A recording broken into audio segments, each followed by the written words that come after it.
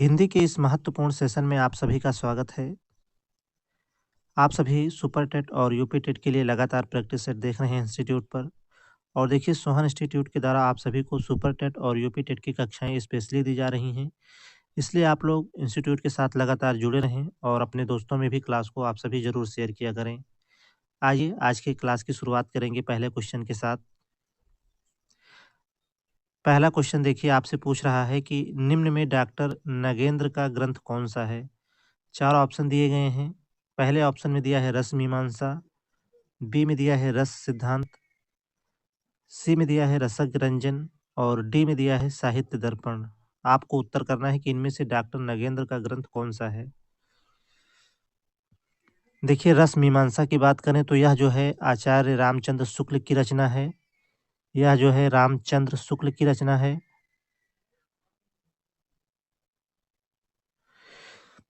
जबकि आपका right answer होगा ऑप्शन नंबर बी, रस सिद्धांत जो है यह डॉक्टर नगेंद्र का ग्रंथ है। जबकि रसज्ञ रंजन जो है यह महावीर प्रसाद द्विवेदी का निबंध संग्रह है। यह महावीर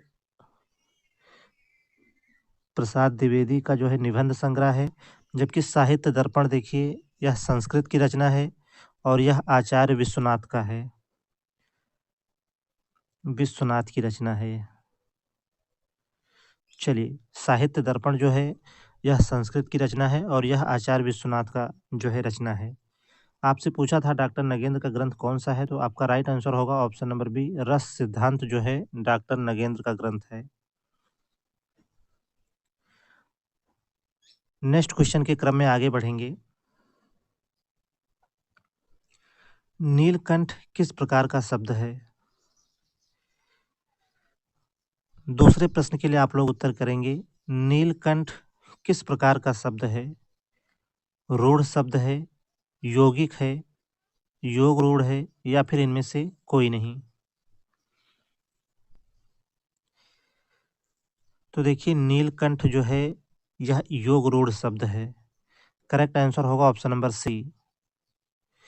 देखिए, जो किसी देवी देवता का पर्यायवाची होता है, समास में वह बहुब्रीहि समास होता है। जबकि शब्द में आपसे पूछता है कि किस प्रकार का शब्द है, तो वह योग रूढ़ होता है। चलिए, करेक्ट आंसर हो जाएगा ऑप्शन नंबर सी।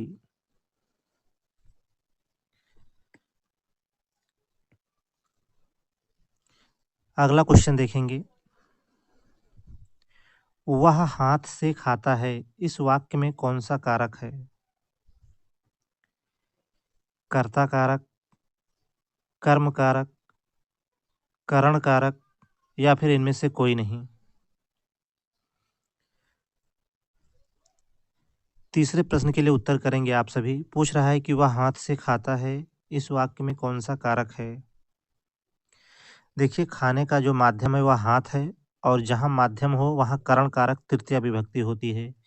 इसलिए आपका जो करेक्ट आंसर होगा वह होगा ऑप्शन नंबर सी। इसमें जो है करण कारक है।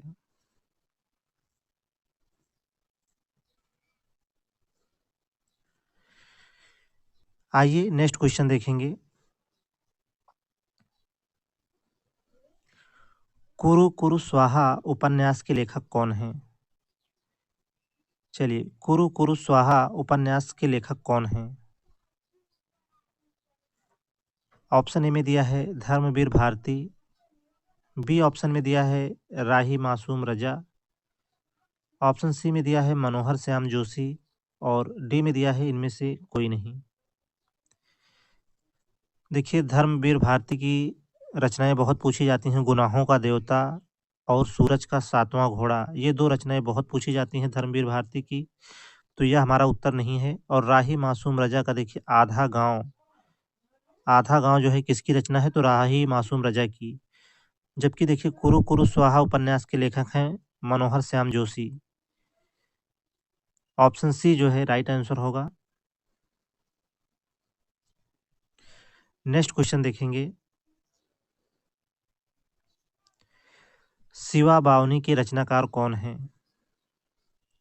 शिवा बावनी के रचनाकार कौन हैं?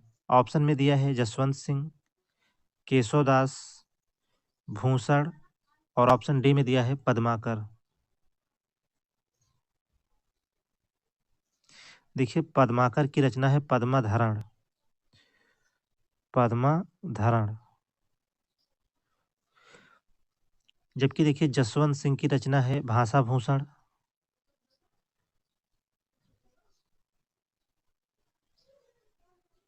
जसवंत सिंह की रचना है भाषाभूषण। और देखिए केशवदास की रचनाएं हैं रामचंद्रिका।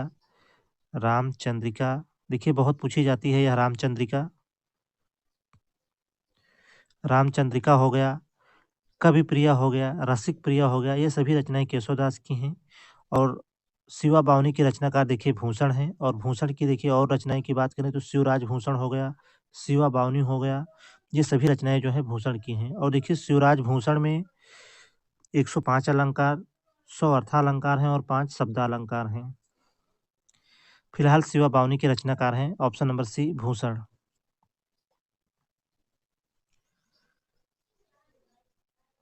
क्वेश्चन नंबर 6 के क्रम में आगे बढ़ेंगे।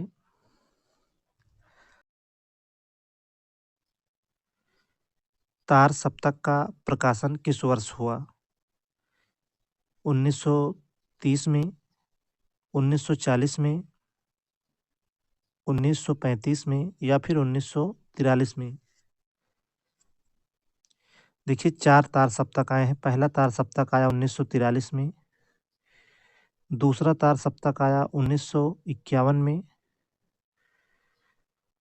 तीसरा तार सप्तक आया देखिए 1959 में,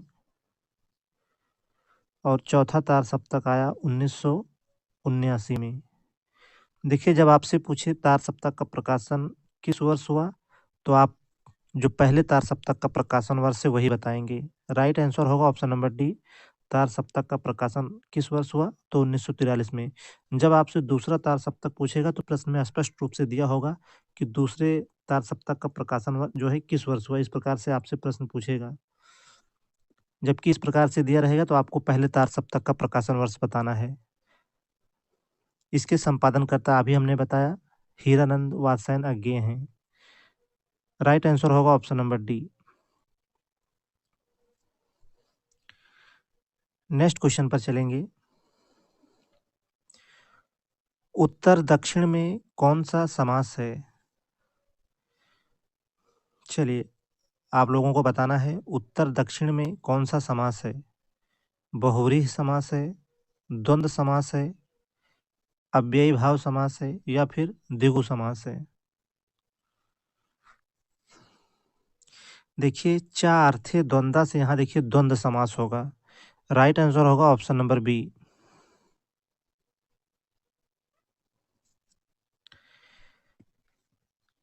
क्वेश्चन नंबर 8 के क्रम में आगे बढ़ेंगे। कुतुबन द्वारा रचित ग्रंथ कौन सा है? मधुमालती, मृगावती, चित्ररेखा या फिर चित्रावली? देखिए मधुमालती किसकी रचना है, तो यह मंझन की है। जबकि कुतुबन द्वारा रचित ग्रंथ है मृगावती। और देखिए चित्ररेखा यह जायसी का लघु प्रेमाख्यान काव्य है। यह जायसी की रचना है। और देखिए चित्रावली यह उस्मान की रचना है जो कि अवधी भाषा में है। आपसे पूछा था कुतुबन द्वारा रचित ग्रंथ कौन सा है, तो आपका राइट आंसर होगा ऑप्शन नंबर बी मृगावती। आइए नेक्स्ट क्वेश्चन पर आगे बढ़ेंगे। विदेशी शब्दों में कौन सा शब्द पुर्तगाली भाषा का नहीं है? प्रश्न नंबर 9 के लिए आप लोग उत्तर करेंगे। पूछा है विदेशी शब्दों में कौन सा शब्द जो है पुर्तगाली भाषा का नहीं है? ऑप्शन ए में दिया है बिस्कुट, बी में दिया है साइकिल, ऑप्शन सी में दिया है तौलिया और डी में दिया है पादरी। देखिए पुर्तगाली भाषा का शब्द नहीं है साइकिल। साइकिल देखिए अंग्रेजी भाषा का शब्द है। और ये चारों शब्द देखिए विदेशी शब्द हैं। और विदेशी शब्दों में देखिए बिस्कुट, तौलिया और पादरी ये पुर्तगाली भाषा के शब्द हैं, जबकि साइकिल जो है यह अंग्रेजी भाषा का शब्द है। आपसे पूछा था कौन सा शब्द पुर्तगाली भाषा का नहीं है, तो उत्तर होगा ऑप्शन नंबर बी साइकिल।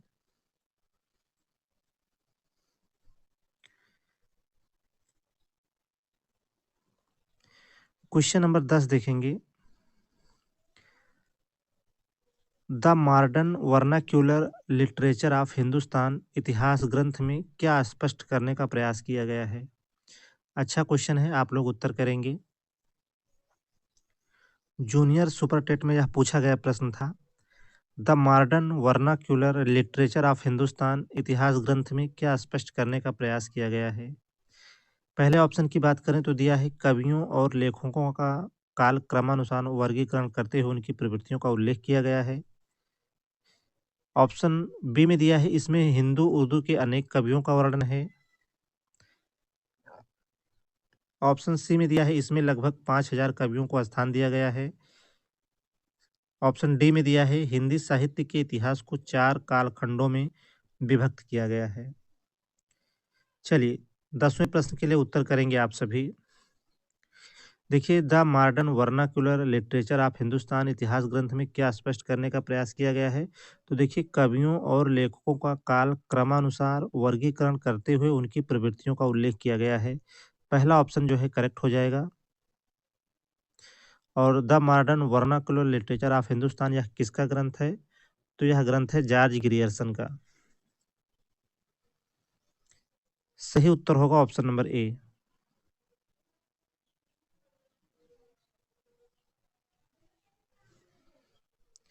आगे चलेंगे। उक्त व्यक्ति प्रकरण एक अत्यंत महत्वपूर्ण व्याकरण ग्रंथ है, यह कथन किसका है? देखिए प्रश्न को आप लोग ध्यान से समझेंगे। यह पूछा है उक्त व्यक्ति प्रकरण एक अत्यंत यह महत्वपूर्ण व्याकरण ग्रंथ है और यह कथन किसका है? यह नहीं पूछा है कि उक्त व्यक्ति प्रकरण जो है किसका ग्रंथ है। आपसे पूछा है कि वक्त उक्त व्यक्ति प्रकरण जो है एक अत्यंत महत्वपूर्ण ग्रंथ है और यह कथन जो है किसका है। ऑप्शन में दिया है आचार्य रामचंद्र शुक्ल, बी में दिया है आचार्य हजारी प्रसाद द्विवेदी, सी में दिया है डॉक्टर रामकुमार वर्मा और डी में दिया है डॉक्टर विजेंद्र स्नातक।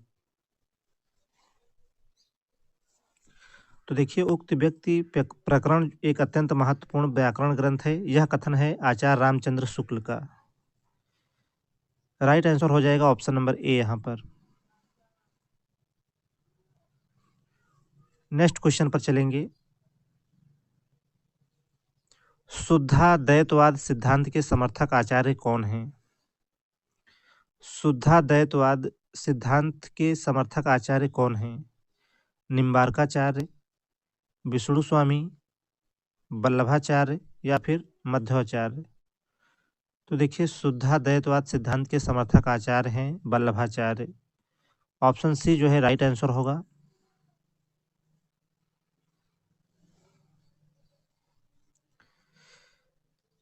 चलिए 12 महत्वपूर्ण प्रश्नों को शामिल किया गया था आज की प्रैक्टिस सीरीज में। सेशन कैसा रहा आप लोग कमेंट करके ज़रूर बताएं और आप नए हैं चैनल पर तो चैनल को सब्सक्राइब ज़रूर करें और ज़्यादा से ज़्यादा आप सभी मित्र क्लास को अपने दोस्तों में भी ज़रूर शेयर किया करें। आज के लिए सिर्फ इतना ही। नमस्कार।